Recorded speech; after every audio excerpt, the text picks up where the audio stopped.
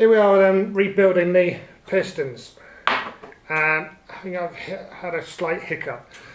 So I just got stuck into it. This is number 4 piston, and I pulled all this apart. This bit we're discarding, so this is the old piston head and the rings. They can go. The circlips I don't need, which is good because I pinged one of them across the workshop. The main bearings here will be replaced. The hiccup came when I knocked out this one, the small end bush, or small end bearing, whatever it's called. Drifted that out, as you can see, demolishing it in the process. Put in a nice new one, then found that this wouldn't fit. So it's supposed to go like that.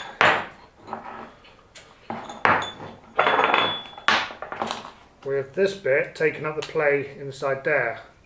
Now this goes in there, but this won't go into that when it's in. So it turns out you're supposed to machine that to fit that. It also turns out, reading about it after the fact, that the received wisdom is, if there's no play with the old one, and then it don't seem to wear very much, if there's no play with the old one, leave it be. So that was all a bit depressing because I don't have any reamers, I don't have anything to machine that out. But then I turned to my most useful diesel manual. In stark contrast to the official manual, this one is genuinely useful. It's the most useful book on tractor engines I've ever come across. Just ignore the fact it says marine on it. So marine diesels and tractor diesels have an awful lot in common. And in here, I found reference to the same thing. And the guy in here basically says not to worry, it's easily sortable by just getting some 400 grit and sanding till it suits.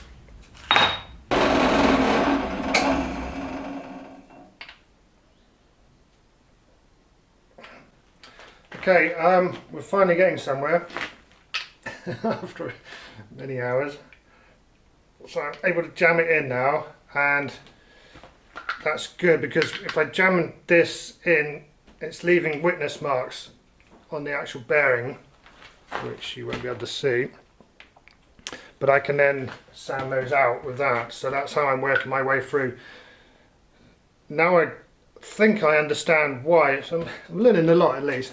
I think I understand why you have to machine these with them installed, because the actual conrod, this hole is tiny, smidgen oval, and I assume that's from all the wear it's had over the years. So these are expanding rings, the bushes that go in, and you put them in, and then when it's machined, or in my case painstakingly sanded, you're then turning that oval into more of a round to grip that. I think that's what's going on. but yeah, hopefully no one's watching this expecting to get the definitive instructions on how to rebuild their engine, because that's not what's happening. This is me feeling my way along in the dark. But we're getting there. So having jammed that in, you can just see some lines. So those lines are appearing here and here, and not here and here. So that means if I keep sanding these middle bits and keep testing for fit constantly, I should end up with quite a reasonable result. Bloody hell, what a lot of work. What a lot of work.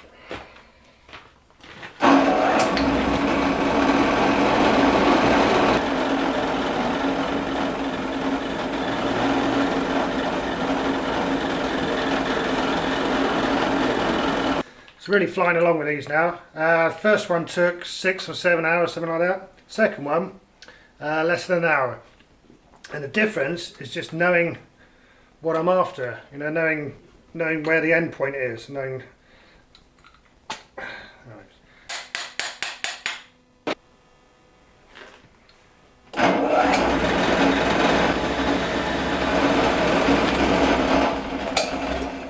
now go to hand sanding that with 400 grit and just fine tune any little high spots that might still be there, and take out the scratches from that one and leave it at a 400 grit finish.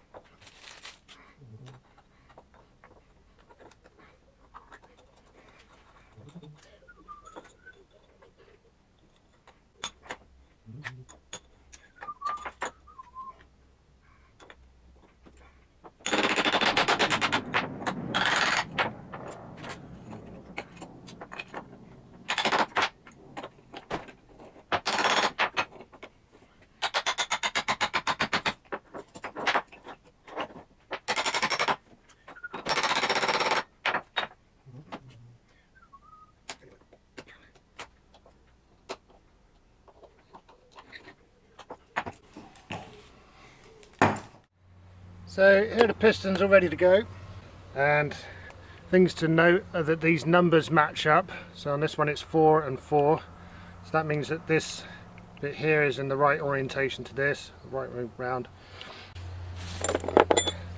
So on this one I've popped in the main bearing.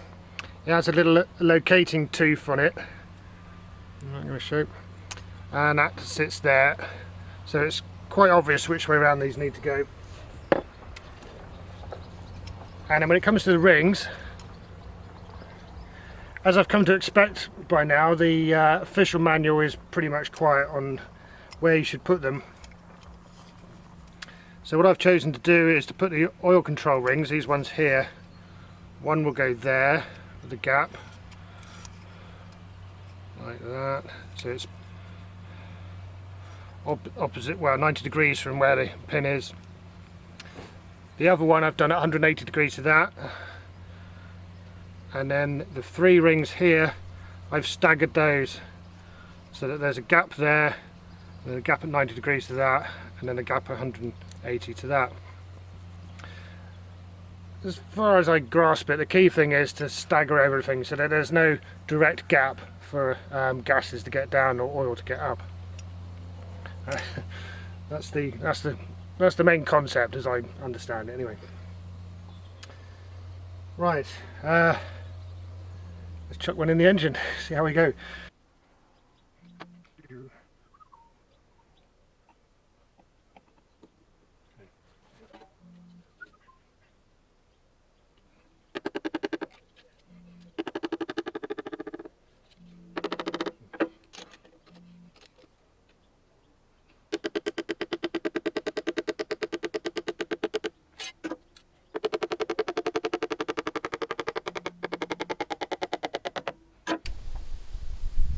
This thing's awful tight.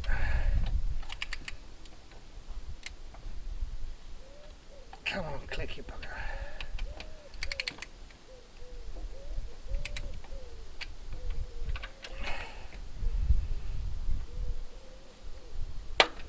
Oh,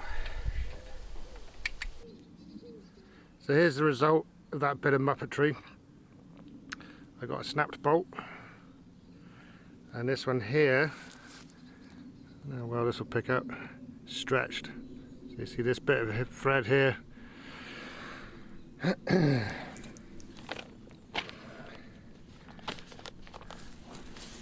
So I was carefully following the manual.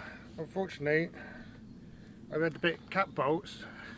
Somehow I missed the bit where it said main bearing cap bolts. So I was reading the torque setting for a completely different bolt. I was trying to do this up to 80 foot-pounds and it should have been 35. So yeah, no excuse. Poor little bolt, never had a chance.